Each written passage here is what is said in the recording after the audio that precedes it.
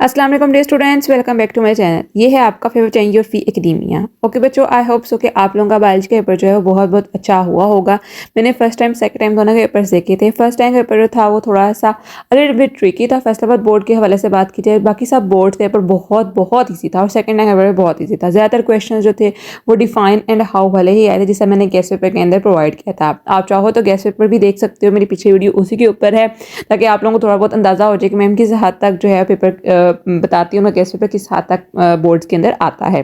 आज के इस वीडियो के अंदर हम स्पेशली डिस्कस करेंगे 10th क्लास का केमिस्ट्री का गेस्ट पेपर, जिसके अंदर मैं आप लोगों को हर एक चैप्टर में से कुछ इंतहाई अहम इंपॉर्टेंट शॉर्ट क्वेश्चन आंसर्स और लॉन्ग क्वेश्चन आंसर बताऊंगी। आपने इस वीडियो को एंड तक देखना है, क्योंकि मैं इसके अंदर साथ साथ आप लोगों को ये भी बताती जाऊंगी कि इस तरह के क्वेश्चन जो हैं वो किस तरह अटेम्प्ट करने हैं या इससे रिलेटेड किस तरह के क्वेश्चन और आ सकते हैं। क्योंकि गेस्ट पेपर के अंदर सब चीज़ें अगर मैंने लिख दी तो आप लोग बहुत ज़्यादा पैनिक कर जाओगे कि मैंने गेस्ट पेपर के अंदर भी इतनी चीज़ें बता दी हैं।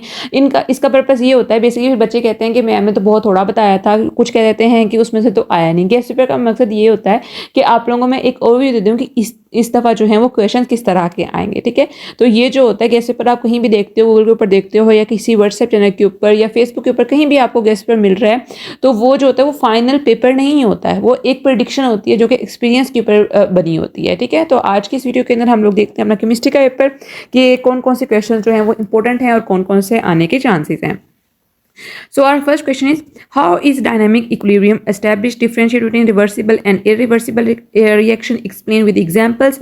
अगर आप लोगों को एग्जाम्पल का नाम भी पूछ जाए तभी आप लोगों को पता है कि हर एक डेफिनेशन के साथ आप लोगों ने एग्जाम्पल्स जो होती हैं वो लाजमन लिखनी होती हैं। What is the law of mass action and when and who presented it? What is the relationship between active mass and rate of reaction? How direction of reaction can be predicted?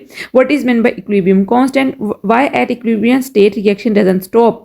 एक important बात, अगर आप लोग अपनी exercise के questions और reading मतलब कि डेफिनेशंस जो हैं वो अच्छे तरीके से कर लेते हो तो 90 से 95% चांसेस हैं कि आप लोग अपना पेपर जो है केमिस्ट्री का बहुत अच्छे तरीके से कर लोगे।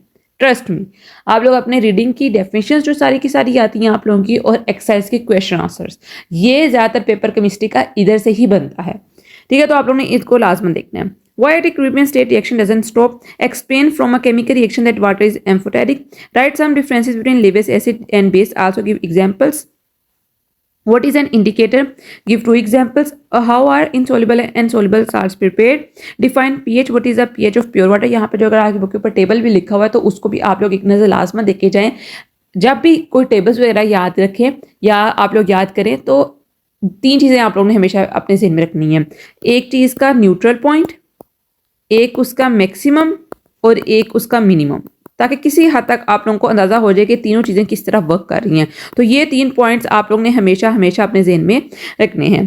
Calculate the pH of 0.01 molar sulphuric acid. अब ये जो मैंने आप लोगों को एग्जांपल इसलिए दिए कि इस तरह के न्यूमेरिकल्स या शॉर्ट क्वेश्चन या जो एमसीक्यूज हैं ये लाजमन आप लोगों को 1 या 2 आप लोगों को आएंगे। How are alkyl radicals from? Explain with examples. Define open chain या acyclic compounds. Give an example. Justify that organic compounds या organic substance are used as food. How are alkyl radicals formed? Define alicyclic and non-benzonide compounds. What is meant by term catenation? What is dot and cost formula? इसकी example हम नहीं पूछ तो आप लोगों ने फिर भी देनी है। Why hydrocarbons are soluble in organic solvents? Write the use of ethane and ethene. Why are the alkenes called paraffins? अब इससे बरअक्स जो हैं वो पूछ सकते हैं कि alkenes को olefins क्यों कहा जाता है, ये भी आप लोगों ने याद रखना है। Justify that alkane gives substitution reaction. Write the oxidation state of alkynes with KMnO4. What is meant by open chain and closed chain hydrocarbons? Also give an example. Define protein and how proteins are formed. How plants synthesize carbohydrates. Describe the sources and use of vitamin A, K, and D. What is the function of DNA? Differentiate between oil and ghee. What do you mean by genetic code of life? Name 3 fatty acids with their formula. Why CO is considered a health hazard? How the temperature of atmosphere is maintained. If CO2 is not present in the atmosphere, then we can live alive. CO2 is responsible for heating up the atmosphere. How?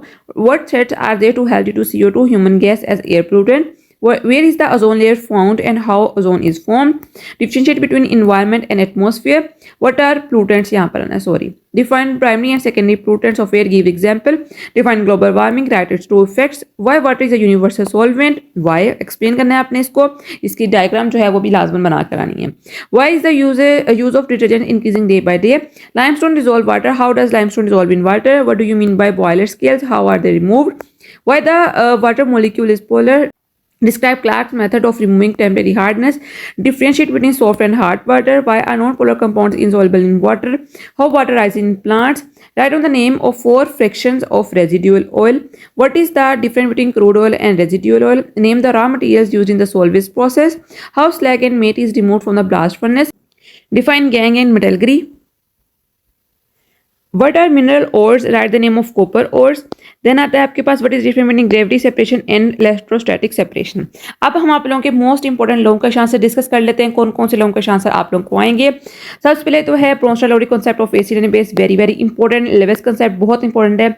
Salts और उनकी properties, soluble salts की preparation. Classification पूछ सकते हैं आपको, organic compounds की किस तरह क्लासिफिकेशन करनी है, जनरल कैरेक्टरिस्टिक्स क्या होते हैं ऑर्गेनिक कंपाउंड्स के।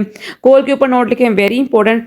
Halogenation reaction of alkenes, very very important, बहुत इंपॉर्टेंट ये रिएक्शन है आप लोगों का हेलोजनेशन रिएक्शन चैप्टर में से। प्रिपरेशन ऑफ अल्कीन्स, अल्काइंस, ये तीनों बहुत बहुत इंपॉर्टेंट है। इसमें से कोई भी स्टेप आप लोगों से पूछ सकते हैं कि किस तरह आप लोग प्रिपेयर कर सकते हो अल्कीन्स को, अल्काइंस को और अल्कीन्स को। ये बहुत बहुत इंपॉर्टेंट है। और वो इस तरह कभी कभार पूछते हैं कि आप लोगों को प्रोडक्ट दे के पूछ लेते हैं कि हाँ भी बताओ इसमें से आप लोग किस तरह अल्केन्स को बनाओगे, अल्कीन्स को बनाओगे। तो ये बहुत इंपॉर्टेंट है, आप लोगों ने याद रखना है। Uses of acetylene, water soluble vitamin, lipids, carbohydrates, green house effect, acid rain, ozone depletion, sulphur and nitrogen compounds, very very important. Manufacturing of urea, बे इंतहा इंपॉर्टेंट है। ये किसी ना किसी बोर्ड को जरूर ये आया क्वेश्चन, मैन्युफैक्चर ऑफ यूरिया। हो सकता है किसी बोर्ड को फर्स्ट और सेकंड टाइम दोनों दफा आ जाए। ये बहुत इंपॉर्टेंट नो क्वेश्चन आंसर है कि मैन्युफैक्चरिंग ऑफ यूरिया किस तरह की जाती है।